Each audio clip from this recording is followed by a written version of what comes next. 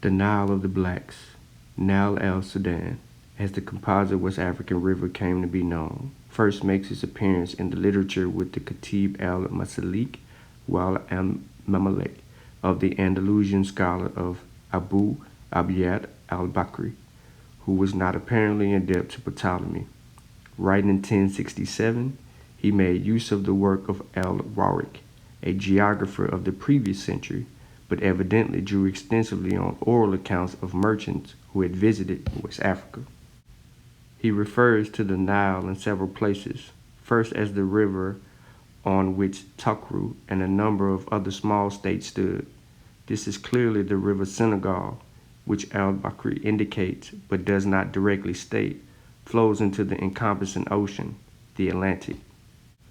Later, when describing a route from ancient Ghana eastward, he remarks that at a certain point the traveler meets the Nile coming out of the land of the blacks. One travels along it to the Tariq, when it turns south into, once again, the land of the blacks. Here he is clearly referring to the great bend of the River Niger, which flows through the inland delta along the Saharan fringes and then turns south near modern Borum to continue on its way to the delta in modern Nigeria. Al-Bakri then does not distinguish in his nomenclature between the River Senegal and the River Niger, even though a close reading of his text would show that his first Nile flows east-west, and his second Nile west-east. The implications of this were not grasped by later geographers. So strong was the theory that the Nile was the mother of all African hydrography that when Ibn Battuta reached the Niger near Ségou in 1352, he assumed it was the Nile and did not apparently ask its name. Learning that it flowed on eastward past Timbuktu and Gao, he tells readers that it flowed on eventually passing Dongola in Nubia, from which one would suppose that he thought it was either the great Egyptian Nile or a tributary of it.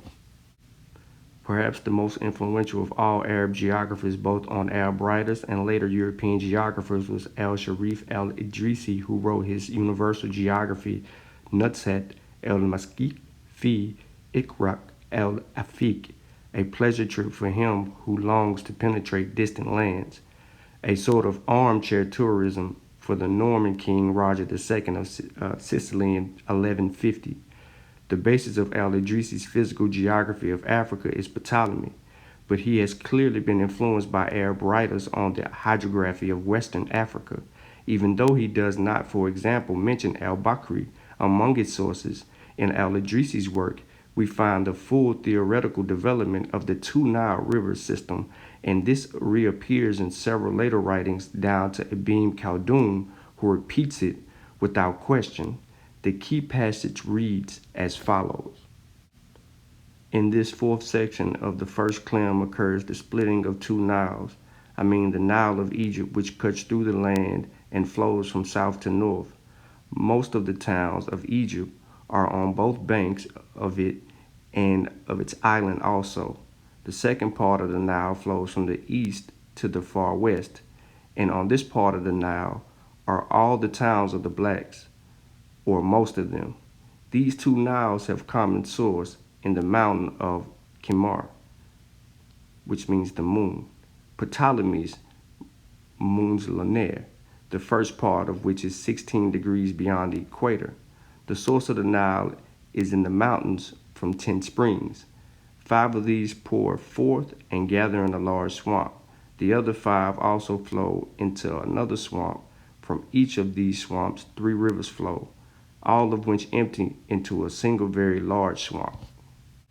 This very large swamp, which we might identify in reality with the Sud flood region of the southern Sudan, is soon called a lake by al-Idrisi, and he says that at its lower end there is a mountain which splits the lake in two. One part of the mountain goes to the northwest, taking along with it the Nile of the Blacks, while the other part follows the eastern half of the mountain and goes into a northerly direction to become the Nile of Egypt. The Nile of the Blacks empties into the Sea of Darkness, Bahir el-Zamat, i.e. the Atlantic Ocean. His hydrographic scheme is clearly illustrated in the map of Africa he drew up, which is also reproduced by Ibn Khaldun in his Macadamia. Medieval Arab scholars recognize four great rivers in the world, reflecting the biblical tradition, though their identity varies among authors. Common to all lists are the Euphrates and the Nile. It was natural then to suppose that a river such as the Niger, or similar grand proportions to the Nile, was just a branch of it.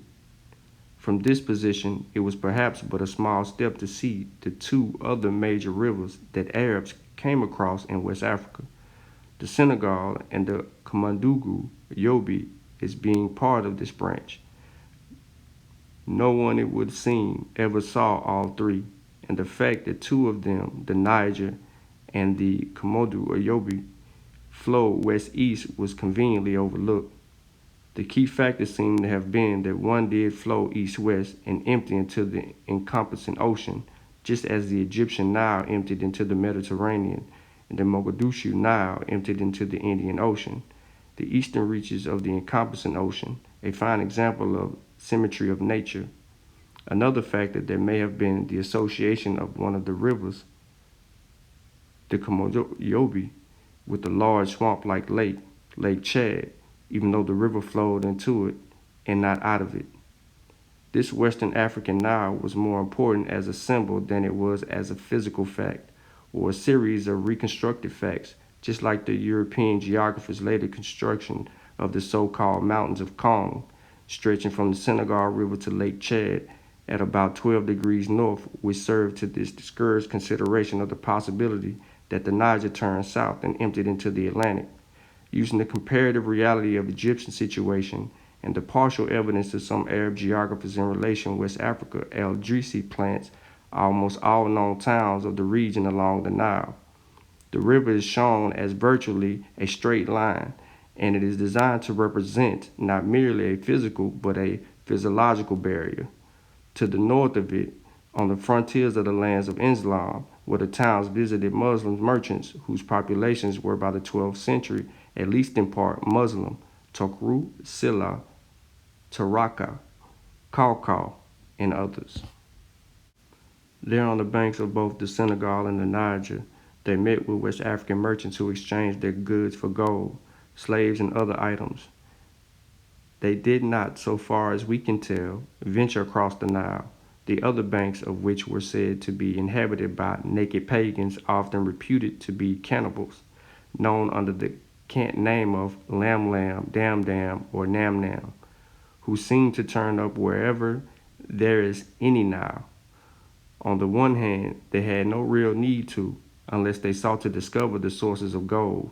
On the other hand, crossing the river would have taken them beyond the lands of Islam and beyond a point where they could mount their camels and simply head back home. It was dangerous country in both body and soul. In reality, most of the towns that the North African informants of al-Idrisi and his predecessors did business in were, in fact, on one of the great rivers.